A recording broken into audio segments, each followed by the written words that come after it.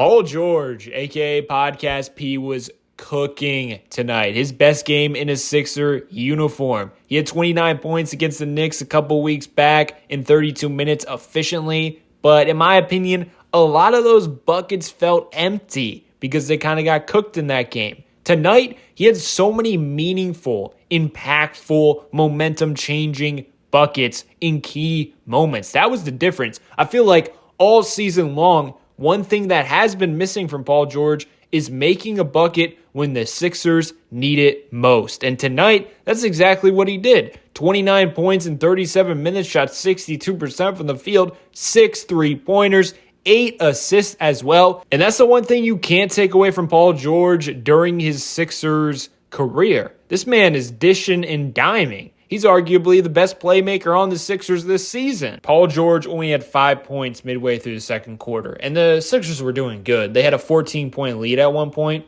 but then a couple minutes into the second quarter, it started to go downhill, and now the lead's only to 7 points. I was like, please, Paul George, do something. This is where we need our best players to come up with a bucket. And man, oh man, he answered the call. 36-29. Lowry screening for him off ball. Dribble handoff with McCain. Cody Martin gets lost in the sauce. He goes under the screen. Pull-up jumper. Lead back to 10 points. That's a meaningful basket because it stopped the Charlotte Hornets run. And then not only that, next possession, we go back to the two-man game with Yabusele. Great screen from Yabu. Drop coverage from Nick Richards. Nope, I'm just going to pull up. Let's go. You see what I'm saying? That is a great answer to the Hornets nearly coming back and making it interesting. He forced Charles Lee, the Hornets head coach, to call the timeout. And now look at the defense. The defense is energized. Ooh, we're looking like dogs out there. We're looking like dogs. And Seth Curry, shout out Seth Curry, brick. Anyway, and then he gets the rebound.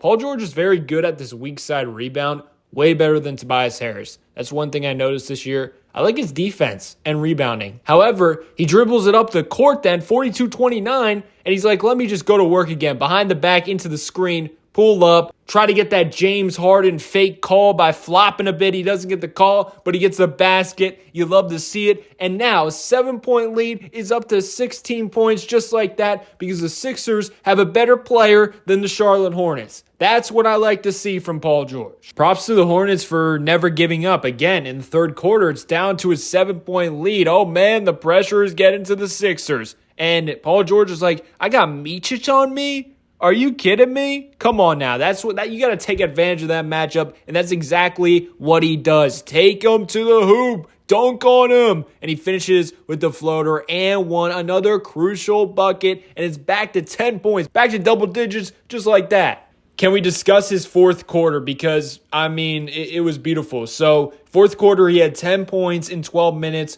3 assists as well. To put that in perspective of how good that is, the leader in points per fourth quarter is LaMelo Ball, 11.1 points. The second is Donovan Mitchell, 8.5 points per fourth quarter. So Paul George had an extremely efficient fourth quarter. So it's 85-81, 7:16 to go. The Sixers need a score here. And look at him get fancy with the pass to Yabu. And Yabu's like, dude, you got Nick Richards on him. Do something. I do not want an ISO. That's not my job. This is your team right now. Take the shot. And he finally just takes the three because look at all that airspace. And he knocks it down with authority. And that's the funny thing about Paul George is I feel like sometimes he just kind of reverts into like a Nick Batum type role instead of like being a high volume scorer. Like he doesn't look to score nearly enough in my opinion. But I also kind of like that about him because he does play team basketball. He's very good at that besides his weird turnovers, which we'll get into that later. And now he's ISOing Salon, a little behind the back, a little spin move, create contact, and now he's drawing 2 defenders. Great cut from Caleb Martin here, and he finds them,